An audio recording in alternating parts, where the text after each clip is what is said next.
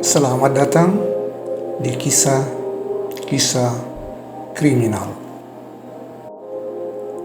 Pada kesempatan ini, kami akan memaparkan kisah kriminal dengan judul Bayang-Bayang Putih, kisah Jack the Ripper. Bab 11, Cermin Kegelapan. London, Maret 1889.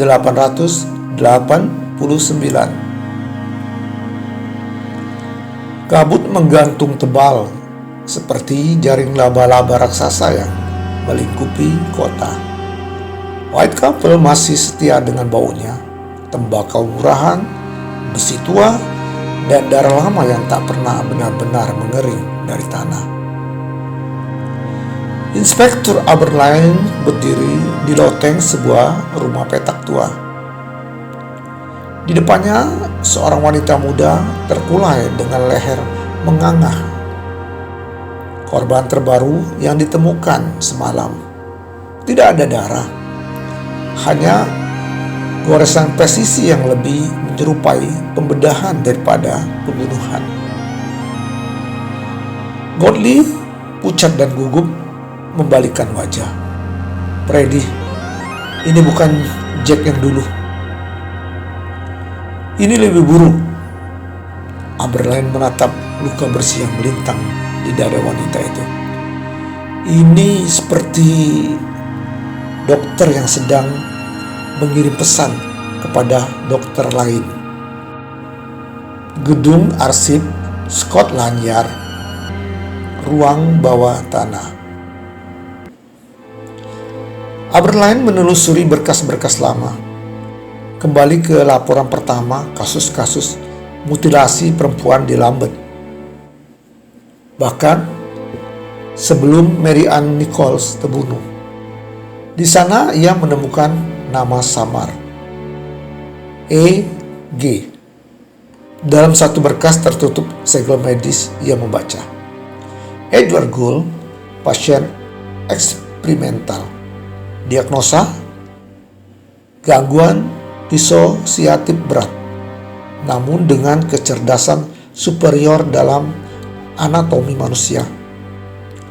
Diduga terlibat dalam 2 insiden mutilasi binatang di asrama pelatihan medis.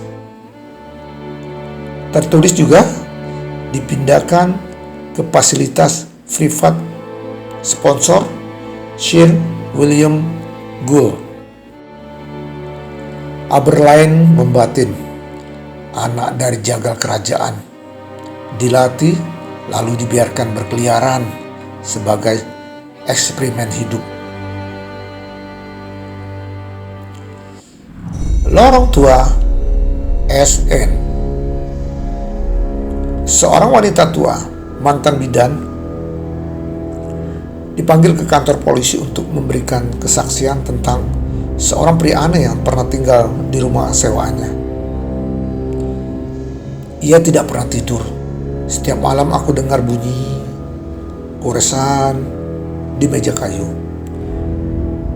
Ia ukir anatomi manusia dari ingatannya.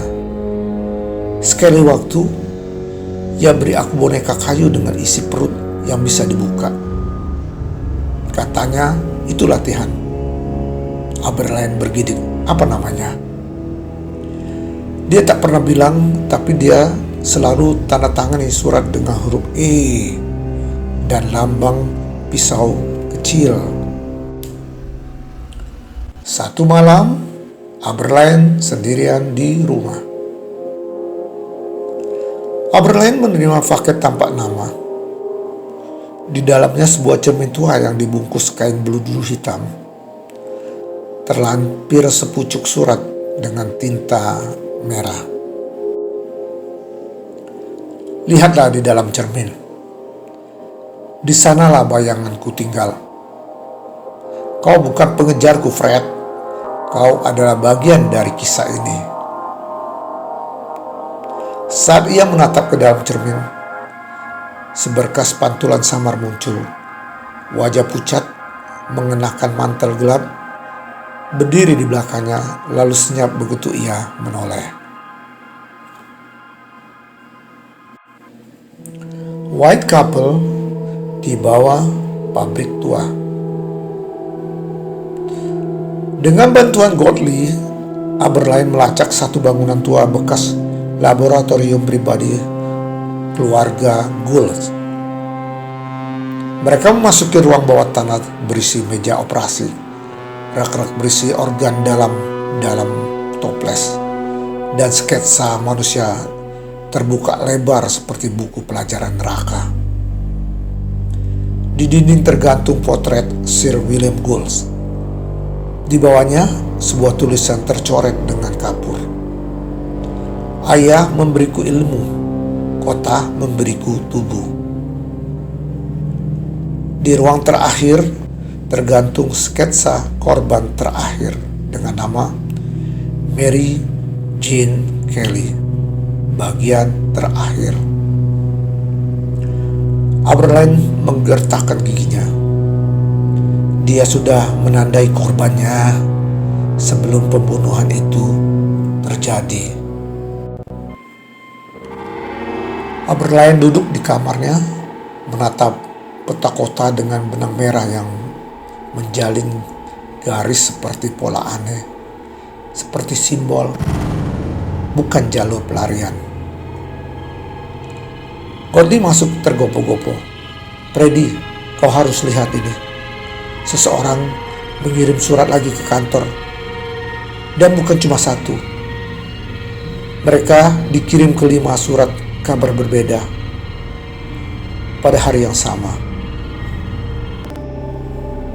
Aberline membaca satu surat itu dan matanya membesar. Panggung telah siap. Aktor telah tampil. Penonton sudah datang. Dan kini kita bersiap untuk klimaks. Mereka menyebutku pembunuh. Tapi aku hanyalah cermin dari dunia ini.